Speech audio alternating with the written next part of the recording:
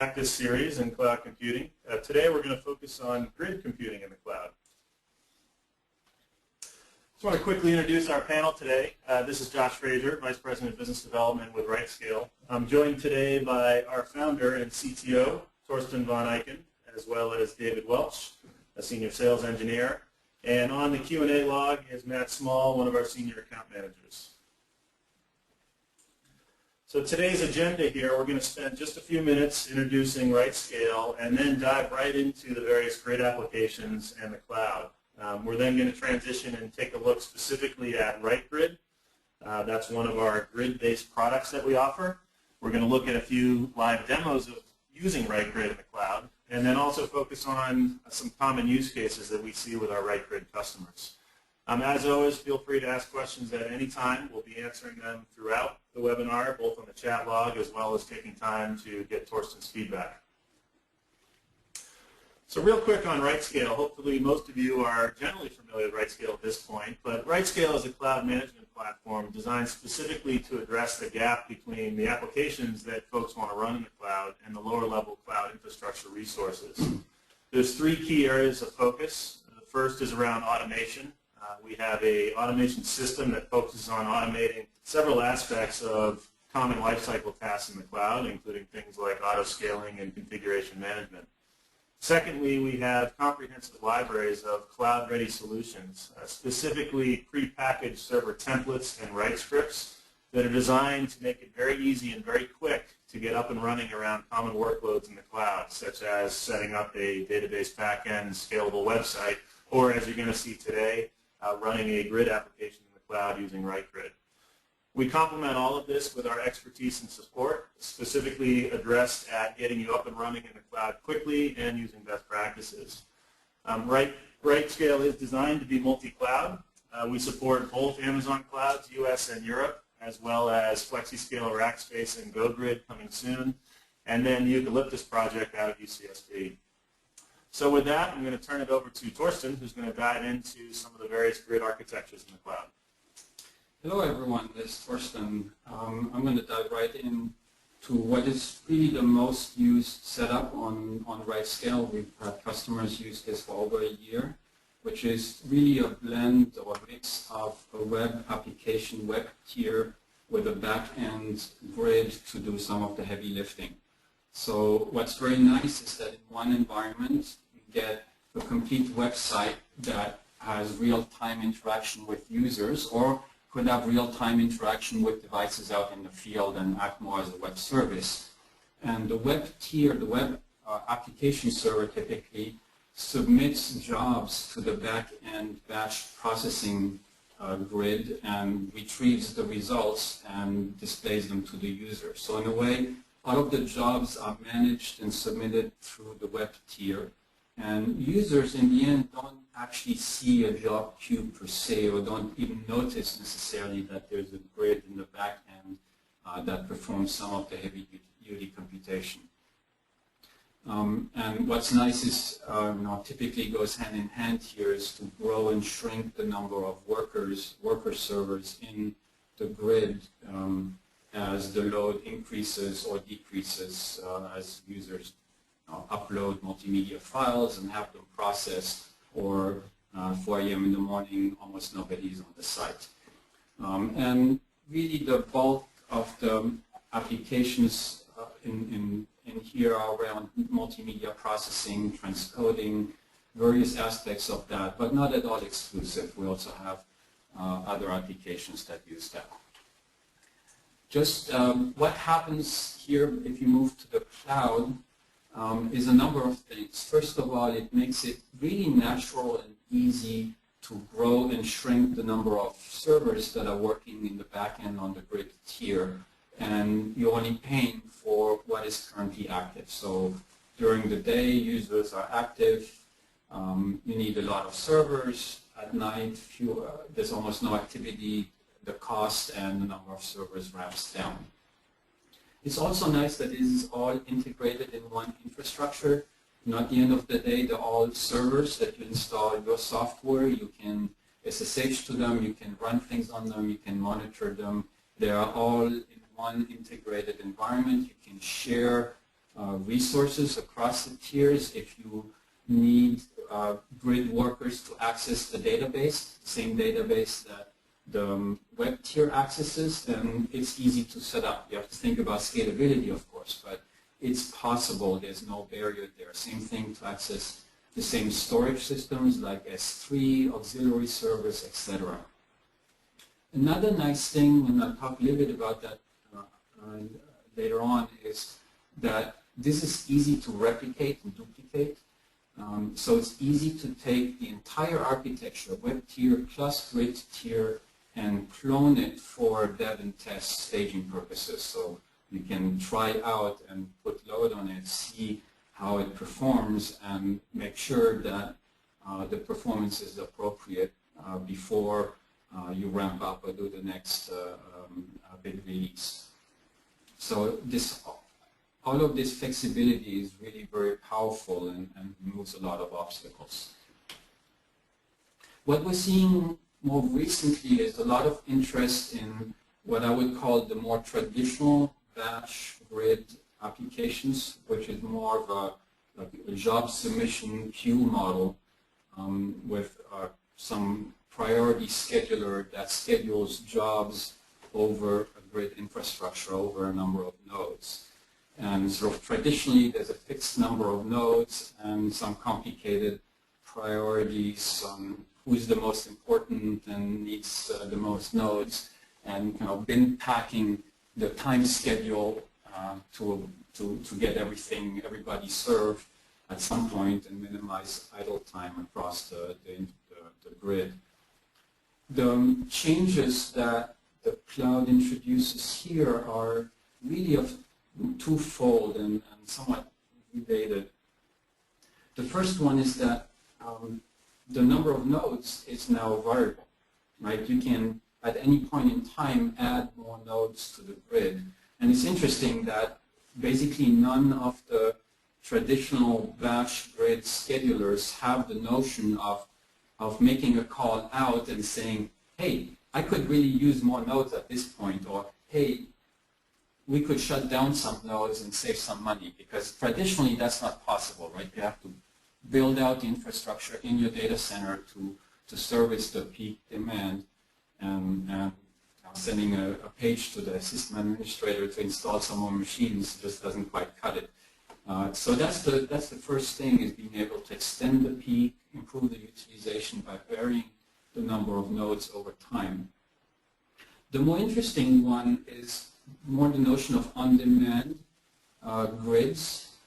What we've seen users do is say, well, oftentimes we have our researchers that need to run some jobs, and while they're experimenting, while they're testing, while they do initial smaller runs, they can just easily, by cloning a whole grid setup, launch their own personal grid, or maybe it's a group grid that a few use, and for the week or 2 weeks, or maybe it's a day or two that they need to run certain things, they can just fire up their 16, 64 nodes, something on that order, without any administrative hassle really, and get their work done and not be stuck with a low priority job in the monster grid that is shared by everyone and have to wait for long times until their job finally gets scheduled and run. The same thing can be used also with devices out in the field. If there are devices in the field that can collect data, when they submit data, sometimes it's end of day, end of week, end of month, situations like that, then it can again be tied fairly simply with an on-demand grid that pops up, can process the data until it's done, and then go away again in order to save money. No point having the machines sit around. So by watching users and helping users getting going in the cloud with these different grid applications, what we notice is that there really is a standard design pattern, and this applies definitely very much to the web grid mixture, and it does also apply in many cases to the more batch queue-oriented type of workloads. the design pattern is that you need to produce and upload the data. Somehow it has to get into the cloud. And as a byproduct of that, you need to enqueue the work somewhere so that all of the work items, the tasks are listed somewhere. And then in the middle is the worker array, the array of servers that are actually going to process all of the work items. They produce results which need to be queued, and the results need to be stored somewhere, and then they need to be consumed, downloaded, etc. And what we've seen is that there's a very nice design pattern and architecture that works extremely well. And I'm sort of showing this here as a picture. On the left is the job producer, and this could be the application server that runs in the web tier that submits the jobs as users are uploading video and image files or whatnot. Or it could be the user's workstation where a researcher is putting together input data sets. Maybe it's a data center machine with all of the data sets stored that uploads that into the input queue. The input queue is really a combination of two Amazon services, the simple queue service, which is a very simple distributed queue of small items. These are typically work unit descriptors, right? And they point to the actual data files that are stored in Amazon S3, the simple storage service. So a simple setup is you're uploading an image to be transformed through the website. It gets pushed by the web server straight to Amazon S3, so that's where the data is stored. And then when you select the transformation or the processing you want to have happen on that, then the app server creates a little job descriptor, puts it into SQS. The job descriptor really just says, this is put a watermark, whatever the transformation is that the user requested, and has a link to the file, to the image file in Amazon S3. In the middle is really the grid, the workers in EC2 that are going to pull the items out of the input queue, process them, and generate the results. And the results are the same thing. The outputs go into Amazon S3, big files that are stored there, and then the simple descriptor that says, this is the result for this particular input work unit, and here's where the output files are. And then at the end, that gets consumed by the web server, for example, if it's in the web app case, and then sends an email to the user, hey, your transformed image is available, or displays it on the website, etc. Or it could be downloaded over time to your data center or user workstation in order to really process the results. So that's really pretty canonical, and we see almost all of our users or a very large number of customers use this very successfully. So we're going to switch over now to the demo here, and the demo is going to be divided in a couple of chunks. The first one is we're just going to get it going, and then while everything is ramping up, we'll switch back and look at a little bit more detail some of the architecture pieces. So David, can you get us started here? Sure. Thanks, Carson. So in this demo, we're going to implement an image processing grid application. Our application will add a watermark to each input file. So in our deployment, we have a job coordinator, which for the convenience of this demo has the job producer and job consumer on it. Below, we have a queue-based array attached to our deployment, which currently has one worker server operational to process any jobs that may be there. So now I'm going to run the job producer script by going to the scripts tab and executing the operational script called run job producer. Now this script will upload 1,000 images to S3 and 1,000 messages to the SQS input queue. In a moment, under recent events, you'll see this task being run. So now this task takes a while to submit all the jobs, so I'm going to hand it back to Torsten to continue going over the architecture. Torsten? Okay, yep. Just move to the next slide here. Good. So what this does is we have on the left the job producer, which we started before the demo, before the webinar. started so that it's sitting there, and we ran a little script that David prepared that is now going to upload these 1,000 images to Amazon S3 and put 1,000 job descriptors into the input queue.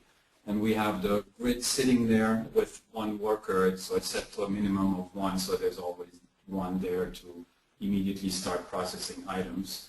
And we'll see the result queue and the job consumer. We don't really have a job consumer per se. We'll just look at directly at the result queue and at S3 to see what's going on, right? Yeah, definitely. Yeah.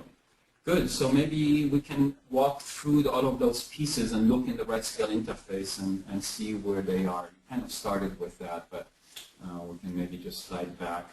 And we see on the left-hand side actually the array auto resize in the recent events here that says that RightScale noticed that there's many items in the input queue and has started or made the decision that we need more workers. So I guess that's maybe one thing, if I can just zoom back for 1 second here. What's not shown in this picture is that on the side, RightScale is actually monitoring the input queue and making decisions on how many workers should be operating. So as the input queue grows and the backlog grows, we automatically launch additional, RightScale automatically launches additional workers on the grid's behalf, if you want to phrase it that way, in order to maintain SLA, more reasonable throughput of items in the queue. So we saw already the job coordinator, so that's a standard server, and this is what you're seeing here is a deployment, what we call a deployment in RightScale, which can have many servers and also several arrays. So we have the job coordinator here, and we have the arrays. And yeah, so I'll show you how to manage the rest of the components. So let's just take a look at the job progress by clicking on clouds in the left-hand navigation, and then clicking on queues under AWS Global.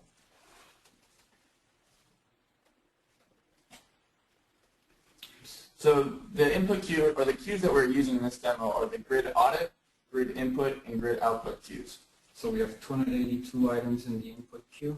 Yes, so currently we've submitted about 282 jobs, and as you can see, we've completed already 9 jobs.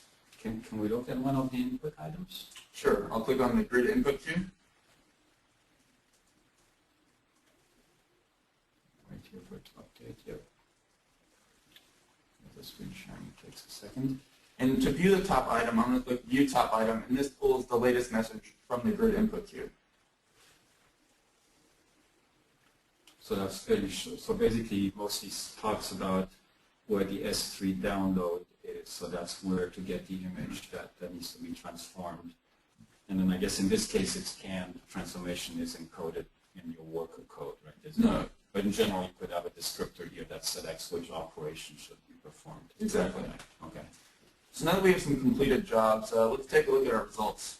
Well, can we look at one of these images? So that was the queue, and we have 10 results. So where So I'm going to click on, under clouds, I'm going to click on S3 browser.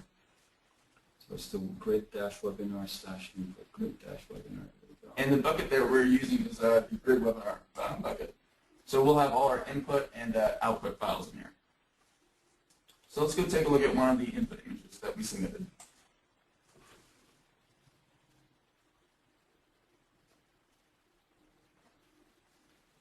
I guess it takes a while for S3 to respond here. There we go. Yeah, so now I'll just select the first image that we submitted.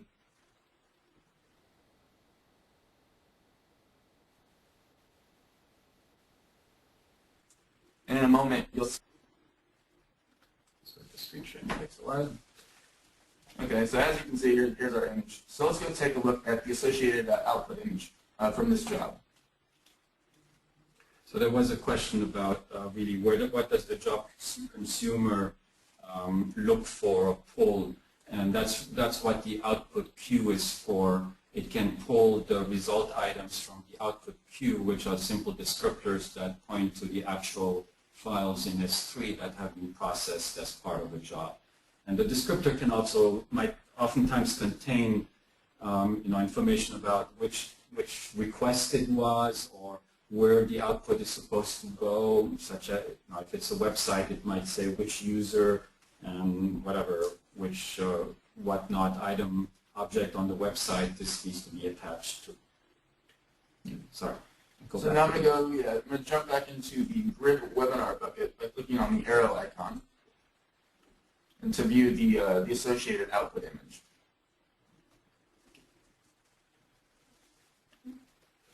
Do we have more questions here, Josh, while we're waiting for? While we review, yeah, so question, someone who knows about SQS, view top item from the queue, doesn't it stay hidden for the next 30 seconds? I believe we set, you can set the time. So the way SQS works is it's a distributed queue, so you can never really tell from the outside how many items are in the queue at any point in time, or there's the notion of the top of the queue, the oldest item is a little bit fuzzy, but you can sort of pull. So what we do on the website is we pull one item from the queue, and it's fault tolerant in the way that when you pull an item, you tell SQS for how long you want to have a reservation on that item. Okay, so here's the image that was transformed. So when you get an item, you get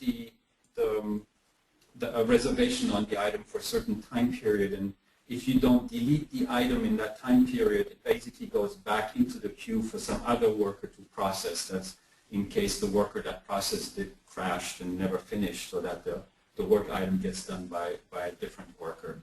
And we set the delay to 0 so that we don't affect that. And it's really, right, under operation, you wouldn't be peeking into the queue. That's more for troubleshooting and development. It's a handy button to just be able to take a peek and see what's going on. So that's a little bit what we've done here. And I see here on the left that really now the grid has gone into full swing, launching a whole slew of servers. So this should now ramp up. It's going to take a little while. Yeah, so I was just going to say, let's go look at the array now that it's actually starting to launch some servers. So by clicking on the Manage button on the left-hand navigation, we can click on arrays. So the arrays we use both for autoscaling app servers, which is more based on load, and here it is autoscaling workers where this number of workers is based on what's happening in the queue. And as we can see, we have about 31 instances currently running. So I'm going to go click the grid image worker to see all the parameters that we can set for the queue. So here, this queue-based array is based off this demo app worker server template. So when each server is launched, it's configured by a series of boot scripts every time. Down below, we have the queue options. And the default min count we set to 1 because we always want one server up and running to process any jobs that might be in the input queue. And the max count we have here is 100 servers. Next, we have the elasticity function, which is the amount of items in the queue. And the parameters we set for this example is 20 items per instance. For example, when we have 20 additional jobs in the queue, we want it to spin up an additional server. And the indicator queue that we're monitoring is the grid input queue. And any messages will be sent to the grid audit queue. Sure, so while this is cranking, I guess we already have some workers that are operational here on the left, right, the ones in the recent event that show operational. So these are servers that have been now provisioned by Amazon, that have booted, installed the app, and are now starting and grabbing items out of the input queue, so the rate at which things get processed is going to increase. So why don't we switch back to the slides, or do we have some questions, perhaps? Take a little brief break. How does SQS tie in with SimpleDB, if at all? SimpleDB is a table-oriented, simple database, and there really is no tie-in between SQS and SimpleDB, nor between SQS and S3 for that matter. It's just that we find that very often there's large input files that are best stored in S3, and then use SQS to point to them and serve as a queue. You could build a queue in SDB, or you could store the actual data in SDB. We don't see that combination really occurring very much, but there's no reason that you couldn't do that. Another question is about hybrid Windows Linux white grid deployment. If the job coordinator and worker can be Linux-based, can the job producer be a Windows box? And it definitely can. Essentially what the job producer and consumer do, they could be within the cloud or they could be outside of the cloud. They upload the data into Amazon S3, and that's really just an HTTP-based protocol, very simple. There are clients for Windows and so forth. And then producing items in the input queue and consuming from the result queue. And actually that's a good segue to take a look at, to start talking about the right grid worker. And really all it needs to do is produce some very simple text-based input messages, descriptors into SQS. So SQS, it's a small data item that gets queued. It's again, very simple protocol. And we have a very simple, it's YAML based, and that could be changed. That's not a big deal actually. Because in the end, all you need is some simple information about what work item it is, or job ID or something like that, what operation is to be performed if it's not hard-coded, and really where are the input files and where should the output files go. And this could be produced from a Windows box without any problem.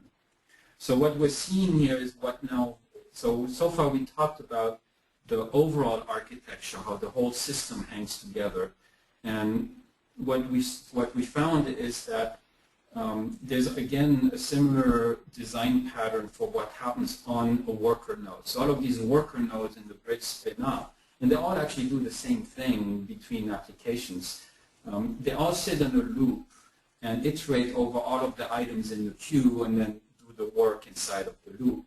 And when you look in the loop, it's really pulling a descriptor from SQS, looking at it and pulling the associated data from S3 and storing it into the local file system on the work instance. And then it can call the actual process that does the work, which is a simple program, can be a program, takes command line inputs or takes an input file or whatnot to know where to act on. And the nice thing here is that the data inputs are local, and it can produce the output local in the local file system. So you can use really the same executable you would use on your workstation or in your own data center or anywhere. And then once the results have been produced locally, there's pushing the data into S3 and pushing the descriptor onto the result queue so that the consumer knows that this work item has been done. And then there is a whole bunch of important things around auditing, so you have some idea of errors and where they occur, and you have log files that even though this worker may go away because there's no more work to do, you can still get at the log files and see what happened and troubleshoot that. So we package this up into our right grid worker framework, which is a number of Ruby scripts that can, we provide in source code form that you can modify to suit your needs and that have quite configurable already in themselves, and have all of the code other than the actual work process in the middle. Your application is provided for you. So all of the pulling from SQS, deciding when the work queue is empty, waiting until the end of the hour that you already paid for, and then deciding whether to terminate because there's no work or continue. Pulling stuff from S3 that's already done, and then in the middle is your application that just operates on local data, produces local data as output. And then the worker framework takes over again and posts the work, the results, to a result queue which gets consumed by the job consumer. There's options actually, instead of having a result queue, to do an HTTP post to a web server, because oftentimes it's better to just poke the results notifications into the website itself, just because that's already, all the machinery is already there, rather than building a result queue consumer on the side. Upload the results to S3, generate an audit queue entry which has information about which work item, how long it took, how big the input data was, how big the output data was, how long it took to download the input, how long it took to upload the output, so that this can be post-processed to get information about how all of this is happening and where the time is spent. And also sending all of the log files to a central syslog server so that even though this worker may go away a day later, you can go back and look at the log files to troubleshoot any issues that may have happened. So how are we doing with the app here? We have most of our jobs already completed. Okay, you wanted to slide this in here. And so now we see the deployments with the array. We have, how many instances do we have running? I think currently we have 37. 37. Okay, so I guess yesterday when we did the test run, we went up to 45. This is obviously a very short run here. We're spinning up all of these instances for 5 minutes of processing, and then they keep running for the remainder of the hour. But that's because it's a demo and we have a limited amount of time in the webinar here. Should we show them how to set this up with the one click? Sure. So by going to the design in the left-hand navigation, we can click on Right Grid. And from there, we can click on the Create Demo application. Now this will just run a macro which generates the deployment, all the associated queues you need, and attaches the array to the deployment. So it more or less sets it up for you. So this is, in order to make it easy for our customers to get started, this basically sets up all of the infrastructure for simple right grid demo. What does the demo actually do? The demo is just kind of a hello world. Okay. But all of the elements are there so that you don't need to piece it all together manually. And actually, you took this one-click demo and then you modified it to do the image processing? Yeah, it's exactly the one-click demo. All you have to do is replace 3 scripts. You need to replace the job producer script to customize your jobs. You need to replace. So that's where you put the upload of the 1,000 images. Exactly. Mm-hmm. And then you just have to replace the application and the configuration file as well. Mm-hmm. So that's now.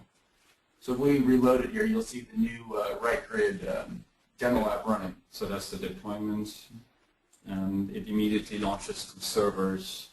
I guess the job coordinator gets launched and 1 server in the array. So that's exactly the setup that we started with, 20 minutes ago. Exactly. So this is coming up right now, and it's the exact same setup. Good. So let's go check the input queues that it created. So I'm going to go back to Clouds and click on Queues. And down below here, you can see that it created a Right Grid demo app audit input and output queues. And we see 999 items in the output and the audit.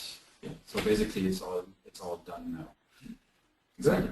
Maybe we can switch back and there's tons of questions, so I'd switch to them. And so kind of the one-click setup that we just showed, it produces this hello world worker script. So there's just a simple worker that does hello world, produce a hello world message many times over, I guess.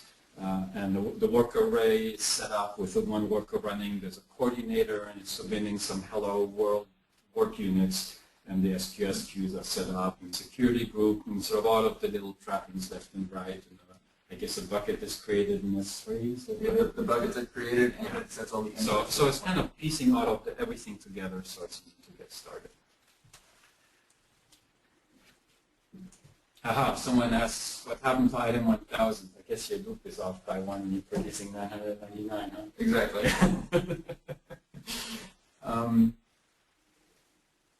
So someone asks, how does removing a worker from the array work if it has a problem? Are the jobs moved to a different machine? So maybe if we actually go back here, so first of all, it's really all of the workers are there, and you can see all of that going on. So if I go into, I guess it's the Right Grid image processing app, and in the array, instances, it's going to be a bit slower to update with the screen sharing. Here is the list of the 37 instances, and I can pick an arbitrary one in here, and I have the standard interface. I can go and SSH into the server and go and troubleshoot. I can blow it out of the water and terminate it, or I can log in and do a clean shutdown, etc. What happens with the work items is what I described previously, is that the worker really gets a lease on an item in the queue, in the SQS queue. So it grabs an item from SQS and it gets a lease for a few minutes to process it. And if it doesn't finish processing it, it won't delete the item. So that's part of the framework we provide, is we only delete the input item after we're done uploading the results to S3 and pushing the results to the website or to the result queue. So that if anything goes wrong at any point in time, after a few minutes, the item goes back into, or the input queue element is eligible to be retrieved again, and then another worker would process it. So it is possible to get something processed twice if that happens, and that is one of the things that the consumer may have to be able to deal with. I'm just looking at the questions coming in here. Since unprocessed items are not deleted, should we be able to see that one missing item? I think there's an off by one item error in your loop. Yeah, my loop was 1 to 1,000, so there's actually only 999. Yeah, I mean, in the end, the items in the queue, you have to be somewhat careful in that the count of the queues is approximate. So there's an API call to SQS that gives an approximate length of the queue, but because it is a distributed queue, it is only an approximate length. You only find out how many there are by pulling them out one by one. How do you handle jobs that may take widely varying amounts of time to complete when you do not know in advance which kind of job each is? I assume this refers to the timeouts with SQS. So in general, there's no problem because it's a queue. If one worker goes off and spins for 20 minutes and the other one handles a lot of tiny items, that's just a different rate at which they pull out items out of the queue. With the timeout, I'm spacing out right now. I think by default you specify what the timeout should be in the config, but we've also discussed having it update, and there's ways to extend the lease on an item that got pulled, and I apologize, I forget the details that we have there. So I'm going to switch back. I'll answer some more questions later. Matt is busy answering via chat, and Josh is busy putting them together for me.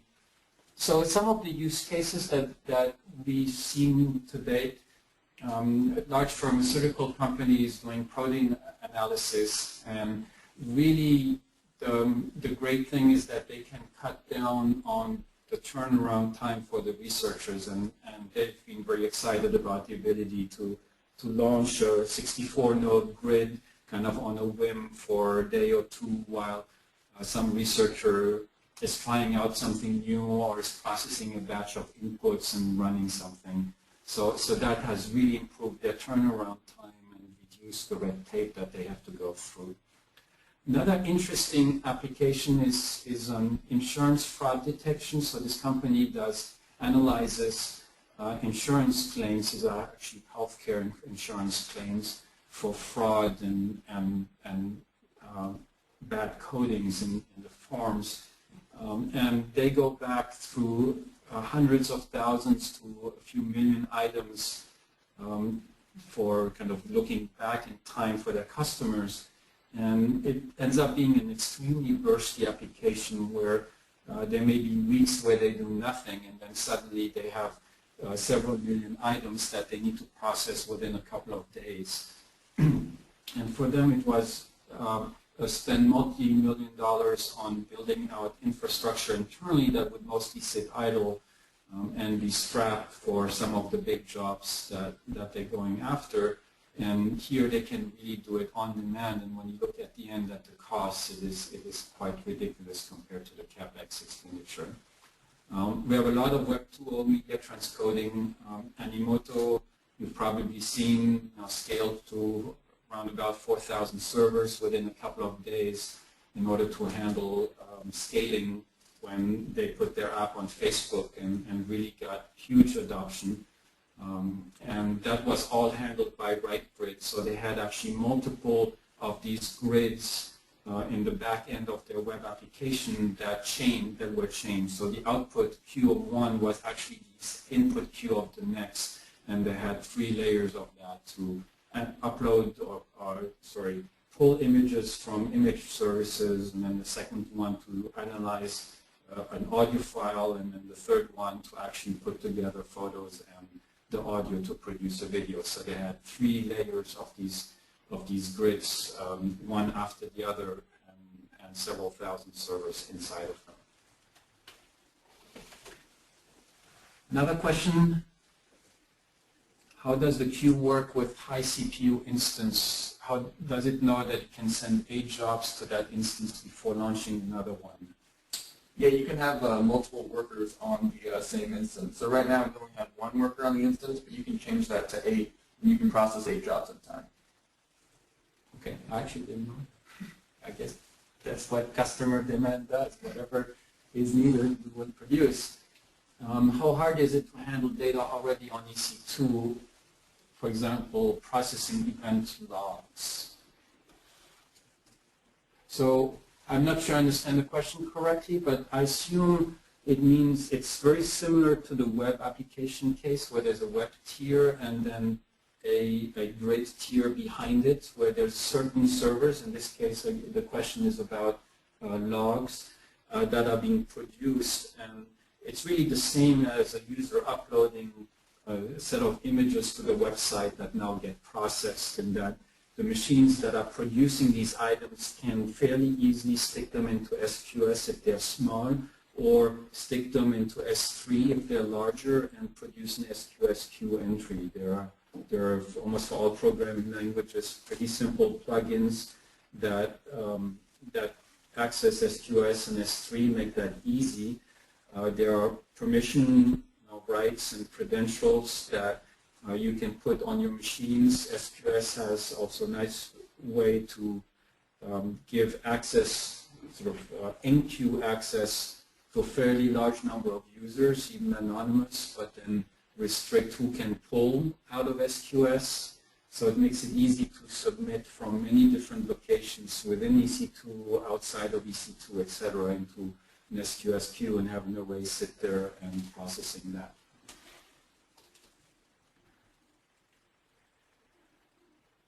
So question, what if the job requires a call out of the cloud? Is there any way to control, manage the external IP addresses of the grid workers like we can with Elastic IP?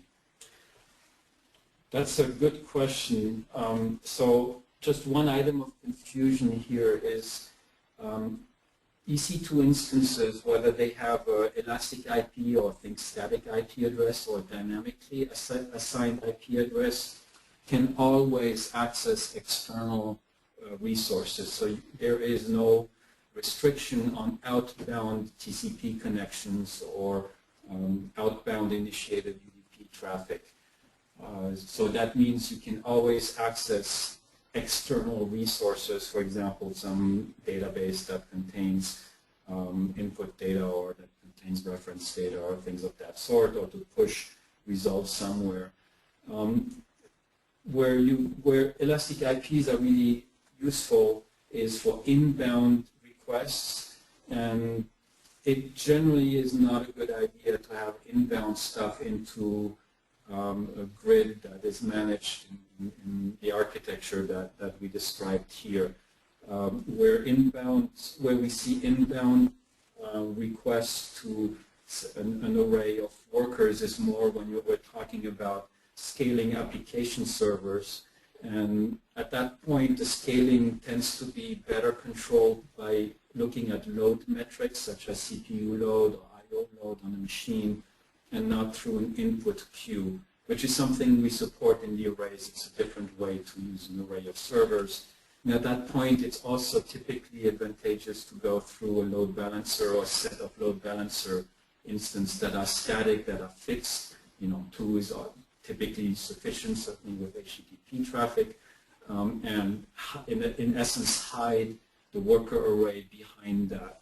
The same way, if you think about it, in the architecture we described here, we're hiding the workers behind the SQS input queue. All you see from the outside is the input queue, and you stick the data somewhere in S3, and you don't really interact directly with the workers. And that's because they come and they go, they ramp up, they ramp down, and so establishing a connection from the outside is more destructive and failure prone than anything else. So just moving along here, we have some minutes left. I can answer some more questions. Just wanted to recap why the cloud for grid applications. And what we've seen is that with the cloud, you have access to what we like to call virtually unlimited resources, as opposed to having to invest for peak demand within your own infrastructure. You can't go to Amazon and say, oh, I want 10,000 servers right now. So there's, once it gets beyond, empirically what I've seen is 500 to 1,000 servers, there is some discussion that needs to occur about the duty cycle and how often and so forth, because they do need to be able to plan out their excess inventory. But it is much more unlimited than anything else I have ever seen in sort of internal infrastructure, and especially for sort of the on-demand model, where you pop up a grid on demand, whether it is because data is arriving from outside users, from a website, or from devices that are in the field. That is really quite fabulous when you can just pop it up and not have to contend or queue for an in-house grid. We see a lot of the nice mix of web or real-time application together with the back-end batch. So sort of making this combination of a real-time interface, again, to devices or to users, and having the heavy-duty back-end is very natural and very straightforward. And throughout, you keep the transparent access to the grid resources at any point in time. You can see the servers, the actual servers, the IP addresses. You can log into them. You can poke around at the code if you need to troubleshoot something or test something out and really see what's happening. And in the end, what's nice is the simple cost equation. So from a, it's not a chargeback of the entire infrastructure and sort of some slice of that. It's really just the machine hour and gigabytes stored in S3 and number of queue items used in SQS. So it's really directly related to the work that you're performing. And it's even neutral in the size of the grid, in that whether if you have 1,000 jobs that take an hour each, whether you run 10 machines for 100 hours or 100 machines for 10 hours. Right? In the end, it is 1,000 machine hours, and you're paying the 1,000 hours times the hour cost for the machine. So it's the same amount of work. It's going to cost the same. Obviously, you have to be careful at the ramp up and ramp down about utilization. So there's certain, if you can't run 10,000 machines for 10 minutes and not pay for the remaining 50 minutes that everything sits idle. So there is a role for queuing. There is a role for managing that.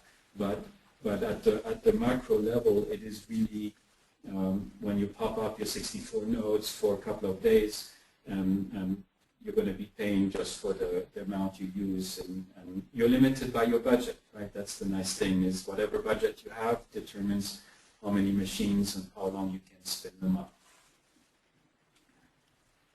Just looking at the question here, does RightScale provide all of the components necessary to be able to deploy an elastic grid capability on EC2? or does it rely on external open source licensed software hardware? So we provide all of the components other than your actual processing app in the core, and we use a lot of open source components. So the worker, so the framework that runs on the worker servers is written in Ruby. We provide it in source code form, and we actually use our own library, which is open source, to access SQS and S3. It's the most popular Ruby library for all of the Amazon Web Service, actually. And so that is all provided and modifiable by you. And then what's really happening in the complement is that the RightScale service is, there's the interface that you saw, the web interface, and there's a large number of back-end servers that do things like monitoring the queue and making the decisions on launching servers. And actually in the grid case, the servers decide to terminate on their own. So the RightScale backend doesn't terminate any servers automatically. We found it more effective if simply when the queue runs empty and workers run out of time, they sit around until the end of the hour that was paid for, and if nothing appears, then they terminate by themselves. So another question asking about back-end batch processing. Can I do a web transaction processing system? Josh, I'm not sure I understand that question. The one thing that brings to mind is that the back-end workers can, they're servers within EC2 infrastructure, just like the web servers and database servers. They can access the transactional database, if you have a MySQL database, just the same way that the app server can. So if part of the work involves accessing records in the database and updating records in the database, they can certainly do so. They can certainly run their own MySQL instance if that is something productive to do. We've seen that. We've seen customers have a MySQL database that they basically spin up with data and use that to run the worker against just because the code was doing that. You have to be always concerned with scaling. If you're launching 1,000 instances that are all banging on one core MySQL database server, then probably it's not going to go that well. Although at that point, it is possible to have multiple MySQL slave servers for read access and to scale that.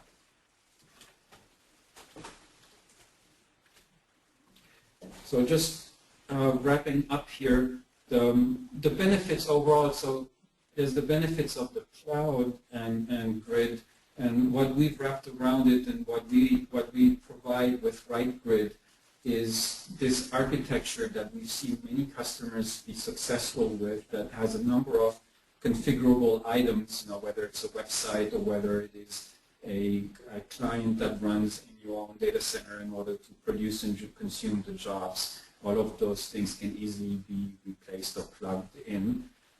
Then there's the worker framework on the instance that's ready to go. You just plug in your app that doesn't need to know about S3 and SQS and downloading and timeouts and atomicity and log files and audit records. That's all handled for you.